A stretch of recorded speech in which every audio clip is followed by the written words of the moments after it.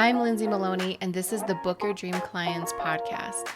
I built a six-figure coaching business while raising my 3 babies and working a 9-to-5, and I'm here to help you break free from the hustle mentality that's been holding you back from reaching your full potential so you can know your worth, step into your own power, and of course, book your dream clients. Welcome back to another episode of the Book Your Dream Clients podcast. We're chatting with Christina today all about Facebook groups. You might feel inspired to go and create your own after listening to this, or maybe you need to go revive one that you already started. You're going to love this episode, so sit back, relax, and enjoy. Christina, thank you so much for being on the Book Your Dream Clients podcast. I'm so excited you're here today. Yeah, I can't wait to dive in today. Thanks for having me. I would love for you to introduce yourself and tell our audience about what you do and who you serve. Yeah, so my name is Christina Jandali, and I'm a business growth strategist helping online business owners, coaches, course creators to grow an engaged and profitable Facebook group.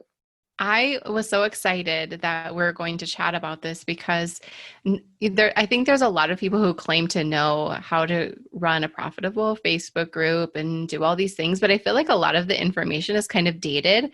So I'm really excited to dive into this. So how did you get started? And how did you decide that Facebook groups was going to be like your thing? Because it's something that changes so much. I feel like 3 years ago, it was so easy to grow a Facebook group. I remember being a part of things that were, multiple tens of thousands of people. And now I feel like it's a little bit harder. So what made you want to pursue this? Yes, so interestingly enough, it actually stemmed from a place of frustration. I remember that early on in my business, it just felt like I was sitting down. I was at my kitchen table, and I had 2 sheets of paper in front of me. On one side, I had a sheet of paper that had like my goal numbers, my, big audacious goals and plans for the year, what I was setting out to create. And on the other sheet, I had my real, true numbers. And needless to say, they were not even anywhere close. And I just remember having one of those moments of just feeling so frustrated and so down, and questioning what I was doing and why I was doing this and why things felt so off. And being like an ambitious, driven woman, it was hard for me to like grasp the idea of like how I could be, failing ultimately and not getting the results I was looking for. And things just felt like they were painfully slow. And I thought there's got to be a better way, but like, what was it that I was actually missing? And so when I looked at it, I was looking back at my corporate career, and I spent 15 years in managing wealthy people's money. And as I was looking back at my career, like what was it that made it a success? Like what were the key pieces? And I realized that it was about building relationships and having connection. And I felt like I was missing that in building my online business. And I was starting to build my email list, but it felt really cold. I'd send out an email and then I'd wait for a response. And then I'd be like, okay, did they like it? Did they get it? I'd like obsessively refresh the stats on the back end to see, if people were opening it, but I didn't know who was on the other side. I didn't know their stories. I couldn't see their faces. And so it just felt really cold to me. I thought, how can I create this online? And I decided that a Facebook group would give me the opportunity to really be able to build connection and relationships. And so I started my Facebook group. And at the time I was trying to get to my first 10K month. And I had been trying and falling short. And then the month that I opened my free Facebook group, I had a $30,000 month. And it wasn't just sales. It was like money that I'd actually received, like money in the bank. And I was like, what? Like, what just happened? I completely blew my mind, and I knew I was onto something. And before too long, I had some hiccups in the road because it's part of everyone's journey. But before too long, people started asking me what I was doing to grow my Facebook group and have the level of engagement that I had. And so I started teaching people how to do it. So it really came from a place of frustration. But I loved how you're talking about earlier, saying that, years ago, it was easier to grow. And I certainly started my first free Facebook group years ago. But one thing that I've always been committed to is making sure that what we're doing, like what I'm doing today, is relevant, that it's working, and what needs to tweak or shift in order for it to still work. And so I went on a mission that I would start a brand new group every single year and sort of test the waters. And now I'll usually open multiple pop-up groups in a year, Mm. that I get to have the opportunity to be able to still test, like, okay, does this still work? What does it look like? How has it shifted? How are things changed, to make sure that what I am teaching is relevant. What I am teaching is still working, and doesn't matter if someone's getting started today or if they've started, 6 months or a couple of years ago. So interesting. I love that you started from a place where you struggled, because I think that's so important for students to learn, is that their teacher also went through this, and not, it wasn't just like, oh, I'm going to show people how to do this and I've never struggled with it, and you can't relate to people. So that's really important. I work with a lot of new coaches, and one of the biggest questions they all have is, should I start a Facebook group? And I always encourage people to do what feels right for them. I would love to hear your take on when somebody should start a Facebook group and how to decide if it's the next step for them. Oh, that's a great question. So I think that one of the important things to recognize is, if you're going to start a Facebook group, you want to, like just like you're talking about, it needs to be in alignment. It needs to be the right next step for you. So I found that there's kind of three groups of people that a Facebook group works well for. It works really well for someone that doesn't know what they're offering yet. They have an idea, but they don't necessarily know what they're offering yet. They're not 100% clear on their audience. They've got a good idea, but they haven't really fully nailed that down yet, because it gives them the opportunity to not be playing in other people's playgrounds, meaning being in other people's groups and spending all the time there where they're not necessarily the authority. I mean, you Hmm. can, develop relationships, and you can, be acknowledged in certain ways, but it's a lot different when you have people in your own playground, when you have people in your own community. And I say it's not about being the best in the world, it's about being the best in your ideal client's world. And you get to do that by facilitating and creating that community.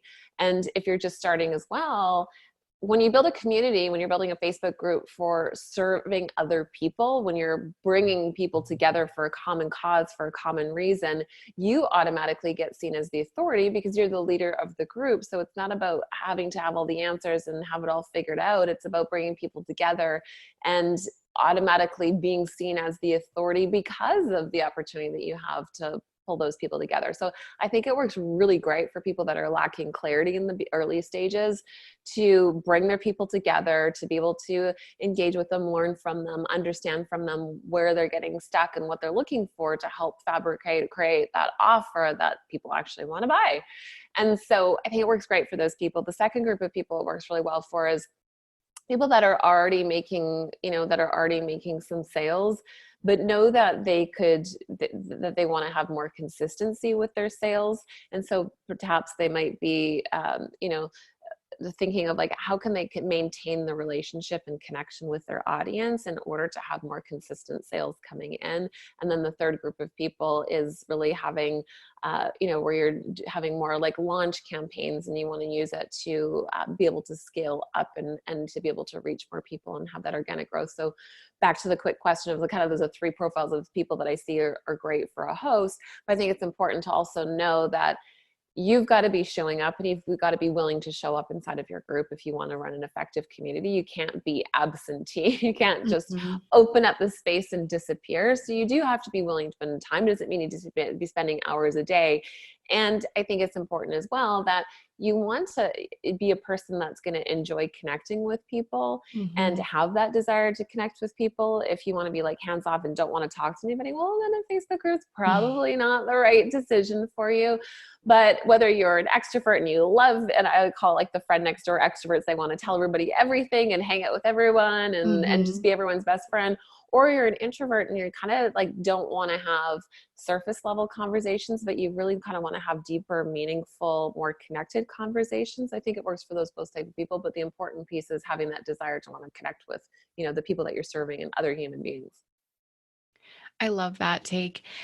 I'm an introvert, and I feel really comfortable running my Facebook group because it's in my comfort zone. So I love my community. And I think a lot of people who are debating whether they should start one, I think there's two fears that come up. One is how can I bring people, who's going to want to join my group if I'm the only one in it? I remember when I started my very first Facebook group, I called my mom and I said, can you be in my Facebook group? And then she said, sure. And then she said, oh, grandma wants to be in it too.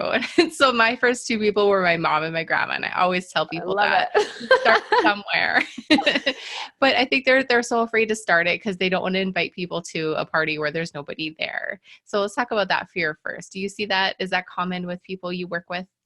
Oh, absolutely. It's, it's a fear I had in the beginning too, thinking, what if no one shows up? I don't want it to be a ghost town. What are people going to think? That whole conversation. Hmm. And often there's a conversation, I just need to fill in the blank first yet. I just need to get my website first. I just need to sell my, sign my first client first. I just need to blank first. And oftentimes it's still, it's based around fear. Like, am I good enough? Do I Hmm. have enough value to bring? And I always say that it's getting started with the group and just getting moving with it that allows you to be put on the map to be the authority for people to recognize you that way. So it's the very thing that creates that authority versus having other things in order to do that. But I always, when you first start your group, I always like to recommend that, you just say like, okay, I'm going to give myself a timeline to get my first 100 members. And I recommend, maybe 48 hours, 72 hours a week at most.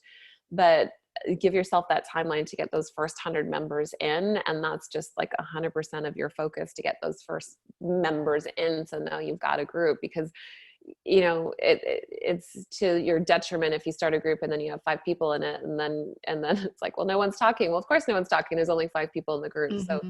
you want to really kick off the group and be building at least that first 100 people, and then move on to 250, 500, and up from there. But having those first 100 people in a short period of time is really going to help make a big difference too, with feeling legit and feeling like, okay, I can do Hmm. this.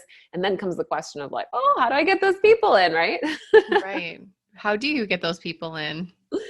So the first thing that I always say to people is, don't underestimate your existing network of people and the people that you already know. Right? Where are you already spending time? Where are you already visible, either in other social media platforms? Who have you already connected with? Have you been to in-person networking events? Have you gone to events and met people? Like, where have you already connected with people? And I can promise you, if you take a look at your phone and look at your Facebook Messenger or groups that you're in, or people that you've connected with in the past, your text messages, and the different social media platforms that you're on, I'm pretty sure you'll come up with a pretty substantial list of people that you've connected with that could potentially be the right fit for your group. And I always say the getting those first initial members in, those first 100 people in, the fastest way to be able to get them in, especially if you're just getting started. It's different if you've got an email list and you Hmm. can invite all those people to, invite your followers to come in as well. But just by personal invitation, reaching out to people and giving people a reason to join your group. What are you going to You're going to answer top of mind questions? Do you have a training coming up? Is there something that you're going to do for them? An example of this was when I first started my first free Facebook group. I thought, oh, you know what? Like, I know that my people are struggling with visibility. They're struggling with like putting themselves out there. So maybe I'll run a 5-day challenge on how to get seen and boost your visibility. So there was a reason for people to join. And now it's like, great, we're going to come in and we're going to go through there was value to giving. So just like, if you want to get someone on your email list, it's not like, hey, just become a subscriber, Hmm. Hmm. but rather like, hey, if you I'll give you this free gift that's going to help you solve a problem or answer top of Hmm. mind question. And so you want to do the same thing inside your free Facebook group as well. So what are some mistakes that you see people make when they're trying to grow their Facebook group? Mistakes. So when it comes to growing your group, and I think that the number one thing is that it's like stop and start. So for example, when you first start your group, having the power of focus on the growth of your groups to hit some milestone numbers in your group is going to be key first. And just like having that as your narrow focus. For example, when I first started, I was like, okay, I'm going to get 100 members in the first 2 days. And that was all I focused on in that period of time. And I devoted, and I don't recommend this for everyone, but at the time I devoted an entire month to just focus on, I'm just going to focus on growth on my group. That's the only thing, that everything else, blinders are up. My Hmm. entire focus is growth on my group. And so that was 100% of all of my time and energy. what happens is a lot of people go wrong is they want engagement because it makes them feel good, right? Likes and comments and Mm-hmm. things that people are doing. So the outward engagement, or that's often how people measure engagement. I have a different measure of engagement. We can circle back to that, Yeah. but they focus on engagement. And so if you only have 10, 15, 20 members in your group and you're focused on engagement, you're focusing on the wrong thing at at the wrong time. So you want to get those first founding members in first, and really kind of build up the group so that you have enough members in it for it to start to be self-managed. And I always, that 500 member mark is really where things start to be self-managed. But certainly once you get to 100, people can, there's members in there to engage and interact with each other. So 100% focus on group, on the growth of the group in a shorter window of time to kick that off, and then you can transfer your focus into other areas. So that's one mistake. Another mistake too is just being having a name on your Facebook group that's catchy that no one really gets. It's like, a play Mm-hmm. on words. Mm-hmm. Mm-hmm. That isn't a search term that people are going to look for. So when people are looking for, oftentimes when people are looking for groups, they'll do a keyword search. Like maybe someone's looking for a group on keto diets, or maybe someone's looking for a group on, support group with overcoming grief. Maybe someone's looking for a group that's for female entrepreneurs. So people will type in a keyword based on what it is that they're searching for. So if you're not putting some keywords into the name of your group, and people are going to look for it, they're not going to find your group. You're not going to make it easy for them to find. Mm-hmm. So having a name that speaks to who your ideal clients are, who you're attracting in, and who they want to become, something, terms that they self-identify with, means that immediately they'll know when they see it, like, oh yeah, this group is for me. But if you're using, funny term, I'm trying to think off the top of my head, I've seen so many of them over time that people will come up, and I don't want to say a name that someone Right. has, and don't want to insult anybody, but when people are coming up with cutesy names and a play on words, and trying to find a catchy name, they're missing the opportunity Mm-hmm. to simplify and be direct and be to the point, so someone knows, like, okay, this is for me or it's not. And that's definitely a mistake that I see when it comes to the growth of the group too. Those are great tips. And I see that one a lot too. And I always encourage, go into the search function and see what's out there. That's what people are looking for. I think we get stuck in our own heads so much, and we forget the simple concept of just simplifying and making it easy for people to find you. So let's talk about engagement. I think that is a big thing. And it's a little bit more difficult for people to see our posts sometimes. We feel that way. So how can we keep the engagement up? Or what is your take on what you said before? It was something like, I don't measure that for engagement. So I'm really curious as to what you're going to talk about when it comes to this, because I think everyone Yes. is thinking that if they're not getting likes and comments, that their Facebook group is a flop. 100%, yeah. And so most people measure engagement, right, as likes and comments. Like, are people liking, commenting, and posting? That's the outward view. Mm-hmm. But the true measure of engagement, if you actually go into your group insights, when you take a look at your active members, Mm-hmm. what you want to see is how many active members do you have versus total members inside of your group. So active members that are shown there are people that are liking, commenting, and posting, like the obvious ones. But it also includes those people that are viewing your content. So that means they're like clicking to read more on your posts. Mm-hmm. They are viewing your content, or they're viewing your videos. They're consuming your content, but you may not know that they're there. So they're what I call lurkers. But your Mm-hmm. lurkers are actually supporting your content to be seen by more of your members. So they do play a role, but where I see, speaking of, as we were talking about mistakes before, people stop and start with their content. They add value, and then they think, oh, no one's paying attention, so they stop, but they don't realize people are always watching. And if you stop and start, you're losing trust with your audience, and people stop paying attention, which kills engagement, which impacts your growth as well as a Mm-hmm. result of that, because people won't, your group is not going to be coming up in anyone's recommended list if you don't have if you're not having consistent engagement. So I always measure engagement based on active members, and taking a look at active members compared to your total members in the group.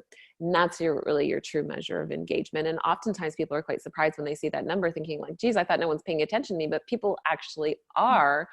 and it changes the perspective for people and really opens up a possibility. So that's kind of the true measure of engagement. When it comes to actually engaging members in your group, there's there's a few different types of engagement and content that you're doing. So there's passive content, which I would call an active content. So active content in your group is like events where everyone's doing the same thing at the same time. So maybe you're doing a video or training series that everyone's going through at the same time. Maybe you're doing a challenge that everyone's going through at the same time. Maybe you're running a weekly live stream that people are joining at the same time. So it's something that people are actively participating in, and they're going through the experience together. These tend to dramatically increase engagement in the group because people are coming together to do something together. There's a bonding connection within members as well. And then the passive content is more about like just posts or sort of maintenance, so to speak, on your group. This could be scheduled posts like, Fun Friday, Thankful Thursday, like the scheduled posts that you're doing. It could also be off the cuff posts that you're doing of content that you're adding to it. So you've got the active content, you've got the passive content. When it comes to the passive content, so the pieces that are just ongoing, it's not like an event that people are coming to or something that they're actively participating, it's just more maintenance inside of the group, then you want to be making sure that you're making it about them and not about you. And this is the biggest thing when it comes to engagement, is that you've got to create space to ask questions, to learn about your people and make it about them. My favorite phrase as a mantra is like, seek to understand versus seek to be understood. And when we don't feel worthy enough, we don't feel good enough, we don't feel expert enough, we feel like an imposter, we feel like a fraud, we comparing ourselves to other people, we're focused inward on ourselves. Right? It just is like we're focused inward. And when we're focused on ourselves, it often shows up in trying to prove yourself. Like, I'm going to give more content and more value because it's going to prove that I'm good enough. I'm going to prove that I'm worthy. And that just creates disconnection with the audience, when the truth of the matter is, if you want your audience to see you as the expert, if you seek to understand them, if they feel heard, if they feel understood, they're going to perk up and want to pay attention to what you're sharing. So how are you asking questions to learn about your audience? Are you asking them how they feel about your area of expertise? For example, how do you feel about starting your business? How do you feel about, getting into a bathing suit? How do you feel about, I don't know, fill in the blanks of what it is. Like, are you asking them how they feel? Are you opening up the conversation, inviting them to be seen, to be heard, and doing it in a way that you're not fire hosing content at them and, telling them to, speaking at them, but rather speaking with them. And that comes from asking simple questions. And so this simplifies things so much too. If you think about it, that, geez, you can ask a question, and rather than give a post that you could, have a long drawn out post, you could just ask like one line question for someone to fill in the blank. And immediately it's expecting a response, and it's opening up the conversation. And now you've got their languaging, they've opened up, they've broken the ice. And when someone engages for that first time in response to something, they're going to be 10 times more likely to engage with you in the future. That was one of the biggest turning points in my Facebook group, when I just started asking really simple, random questions. I'm a very random person, and I thought, why don't I implement that in my Facebook group? And I have that healthy mix, business and personal, and everyone loves to interact with those questions. And I think we need to put out some profound post every single day, and we don't have to do that. And so many people are hiding because they're either hiding or they're seeking so much external validation to make them feel legit, and it's not going to work when you create a Facebook group with that intention. One thing that I always hear is, I don't have a lot of time, I can't spend all day in the Facebook group. And so I think that's a big, I don't want to use the word excuse, but I'm going to say it. I think it's an excuse people are using to not start a community for their people. So what do you have to say to those people who are concerned with spending too much time inside their Facebook group? So I would say, like, how much time is too much time? Because let's rephrase it this way for a moment. If you could, and I just let's just think for a moment, like what's the number that you'd love to create in your business? Like what would be the monthly number that you would love to create in your business that would be like, oh my gosh, if I could just create blank, what would that number be? And just jot it down for a moment or think it in your mind. And Lindsay, I don't know if you've got an average number that you want to throw out there that you see often people as like the mark that people want to hit, but let's play with that for a moment. Okay, so new coaches, $5,000. Let's use that one.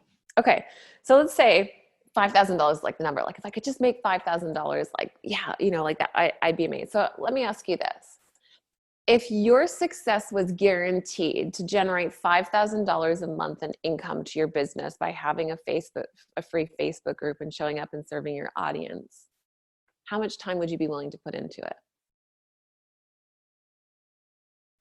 And by asking this question, my experience is when it comes to time, that it usually stems from a belief of not believing it's possible. Mm-hmm. And the belief of like, well, if I put in the time to do that and it doesn't work, then it's a conversation around that. Mm-hmm. So I just want you to tune in as you're listening to this and thinking like, well, wow, like if I knew it was 100% success guaranteed, what would I be willing to do? And how did that shift the perspective if you were thinking before, like, I just don't have the time? So that's one perspective.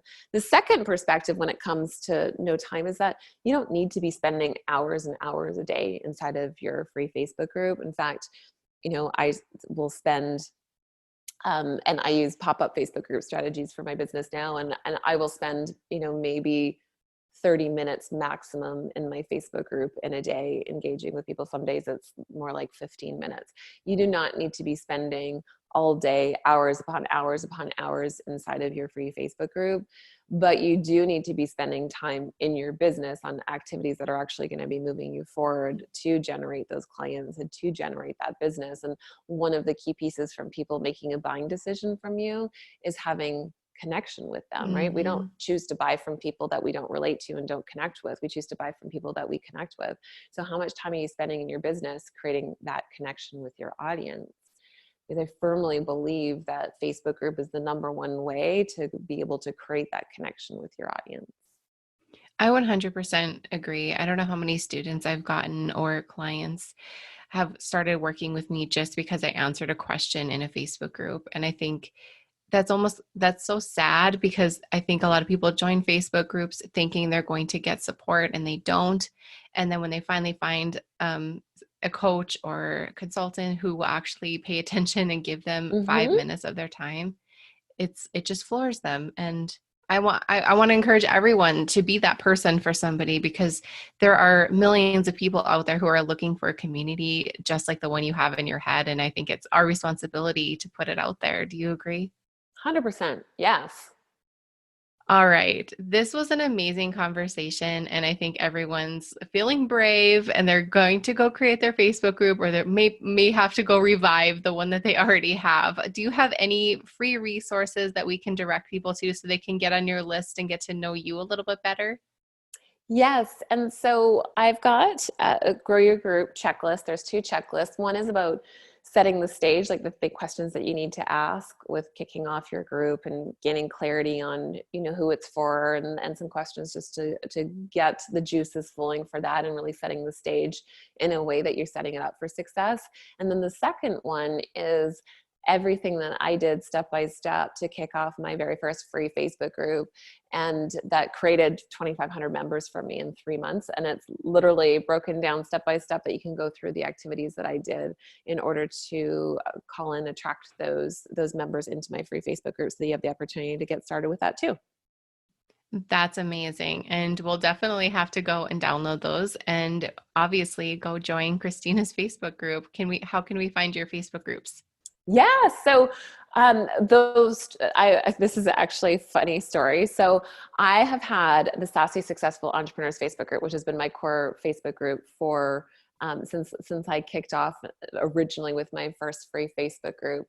And I've seen, tremendous amount of growth. And then we made a choice last year to turn the group secret so that new members could not join the group. And now we 100% focus our energy for pop-up Facebook groups as we are running campaigns and free training series. So at the time that we go live with this podcast, there will be a group open, and I just don't have I can't tell you what the name is going to be yet. It will be a surprise for you, but it's one of the things that we've really moved to. And I think that's important to recognize as well, is that as our business grows and the things that we focus on grow, our business model shifts, and making sure that things are always in alignment with what it is that we're doing. So love them, use them, and now we use them for short periods of time to go through training series, and then we open and close them and start new ones. So we are opening new ones several times a year.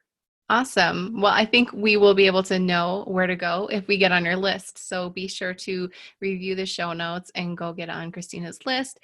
Learn how to create your Facebook group, grow it. You're going to find so much good stuff in there. Christina, thank you so much for being on the podcast. It was so good to chat with you. Yeah, you too. Thanks for having me.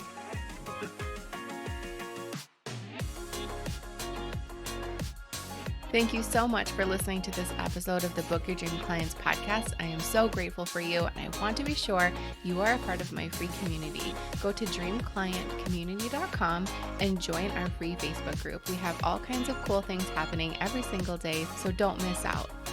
Also, if you love downloading freebies, check out my freebie vault on my website by going to lindsaymaloney.com, selecting freebie vault, and there you can download all the things that will help you start and scale your coaching business. And if you're feeling extra generous, be sure you hit that subscribe button so you don't miss the next episode.